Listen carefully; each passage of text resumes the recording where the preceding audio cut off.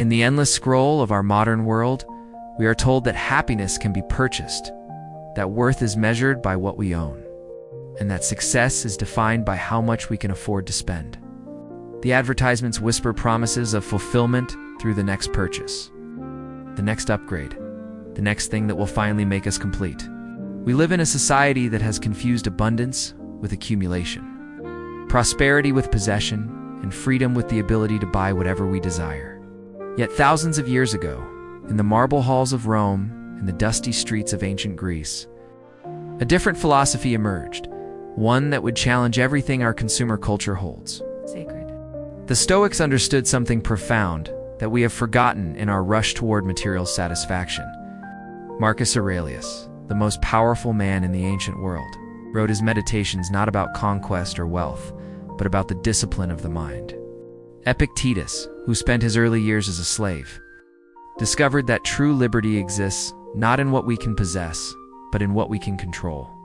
Seneca, despite his riches, taught that the wise person is not the one who has the most, but the one who needs the least. These philosophers found greatness not in the accumulation of things, but in the cultivation of character. They discovered that while the world around them chased after gold and glory, the real treasure was hidden in plain sight, in simplicity, in virtue. In the quiet strength of a mind that had learned to be content, this ancient wisdom offers us something revolutionary. In our age of endless consumption, the understanding that wealth is not measured by how much we own, but by how little we truly need. When we begin to see through Stoic eyes, we realize that the person driving the luxury car may be poorer than the one walking to work. If the driver is enslaved by debt and the walker is free from financial worry, the one with the overflowing closet may have less than the person with 7 carefully chosen garments. If those clothes represent not style, but slavery to the opinions of others, the Stoics taught that true prosperity comes not from having more, but from wanting less, not from expanding our possessions, but from contracting our desires. Consider the extraordinary life of Epictetus. Born into slavery, yet destined to become one of history's greatest teachers of human dignity. He owned nothing, controlled nothing, possessed nothing that the world would consider valuable. Yet from this position of absolute material poverty, he discovered the most liberating truth of all, that no external circumstance can touch the fortress of a well-disciplined mind. While his body could be bought and sold, his thoughts remained his own. While his time could be commanded by others, his character remained under his control. Epictetus learned that the slave who masters himself is freer than the emperor who is mastered by his passions. His teachings remind us that wisdom and dignity can flourish in any circumstance. That inner wealth is independent of outer wealth, and that the most important things in life, virtue, wisdom, courage, justice cannot be purchased at any price. Marcus Aurelius, who could have had anything the ancient world could offer, chose instead to focus on what he called the discipline of desire in his private writings, never intended for publication. He reminded himself again and again that true luxury is not silk or gold or fine foods, but self-mastery. The emperor who could command legions learned to command himself. The man who could buy anything discovered that the most valuable things could not be bought. He understood that possessions possess us as much as we possess them. That every object we own demands our attention, our care, our worry. Marcus Aurelius lived like a philosopher king, not because he had unlimited resources, because he had learned to limit his desires. He showed us that real wealth lies not in what we can afford to buy, but in what we can afford to do without. This Stoic understanding transforms the entire practice of living on a budget from an exercise in deprivation into an opportunity for liberation. When we embrace minimalism and voluntary simplicity as daily practices, we are not settling for less, we are choosing more. More time, because we spend less time shopping and maintaining possessions. More peace, because we have fewer things to worry about losing or breaking. More clarity, because our minds are not cluttered with the endless decisions that come with endless options. More freedom, because we are not chained to the need to earn more money, to buy more things to fill the empty spaces.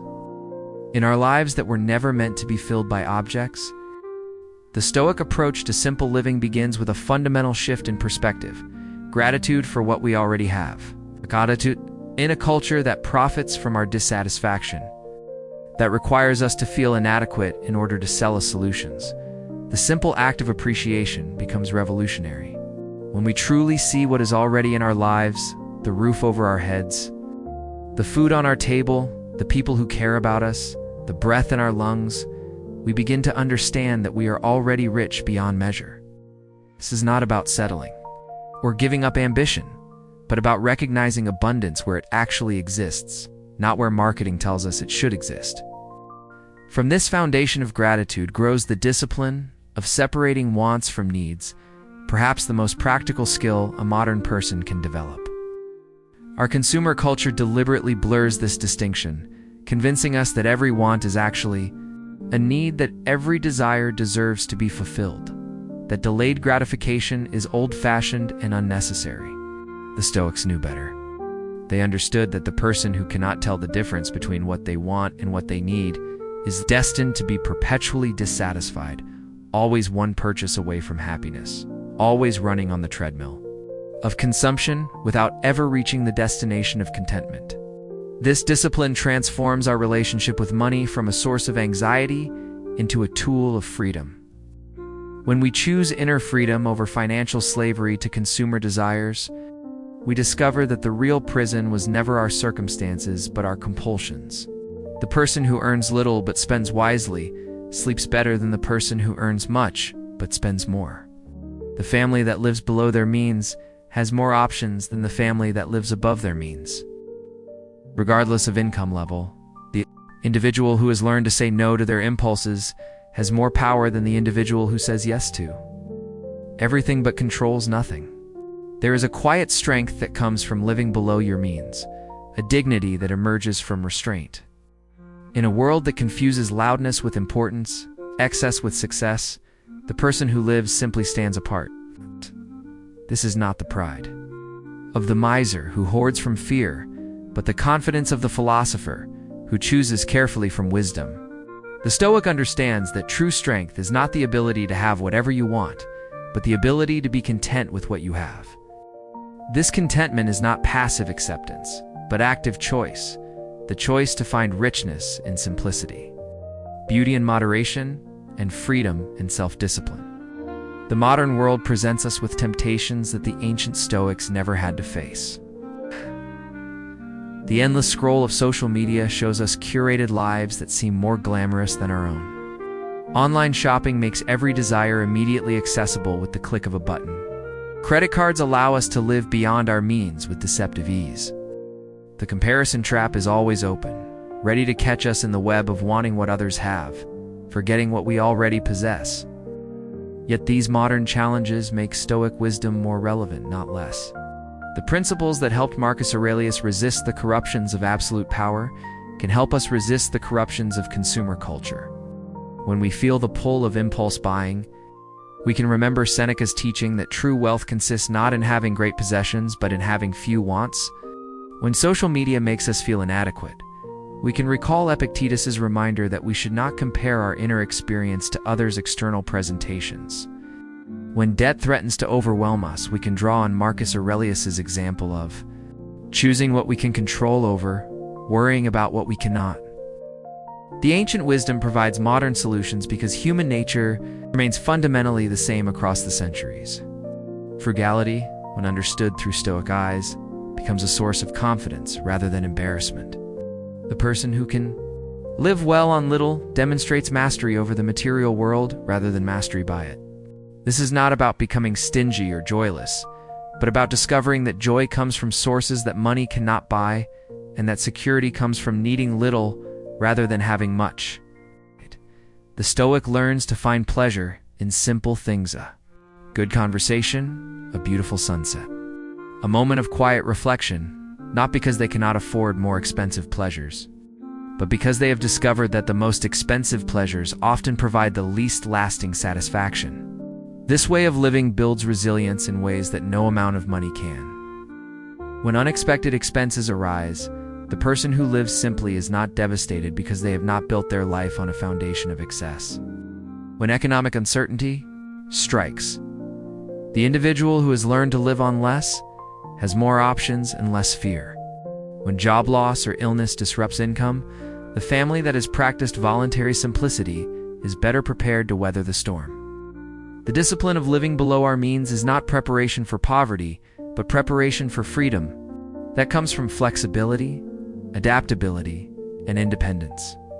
The Stoic path is not about deprivation, but about clarity. The clarity to see that most of what we think we need, we merely want, and most of what we want, we do not actually need. This clarity cuts through the noise of advertising, the pressure of peer expectations, and the whispers of our own habituated desires. It reveals that happiness was never for sale in the first place, that contentment cannot be purchased with a credit card, and that peace of mind is not available for next-day delivery. Living like a Stoic on a budget is not just about saving. Money Ed is about reclaiming your mind from the merchants of dissatisfaction, your time from the pursuit of unnecessary things, and your dignity from the degradation of consumer debt.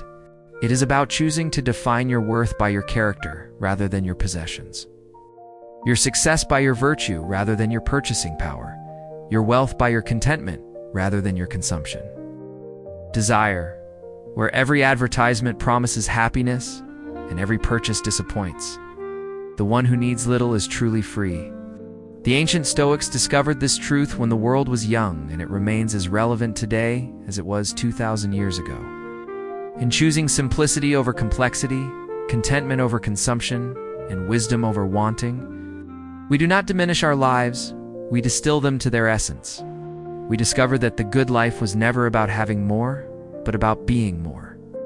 And in that discovery, we find not just financial freedom, but the deepest freedom of all, the freedom to be ourselves, completely and without apology, in a world that profits from our dissatisfaction. The path is simple, though not always easy. But then again, the most valuable things in life never are.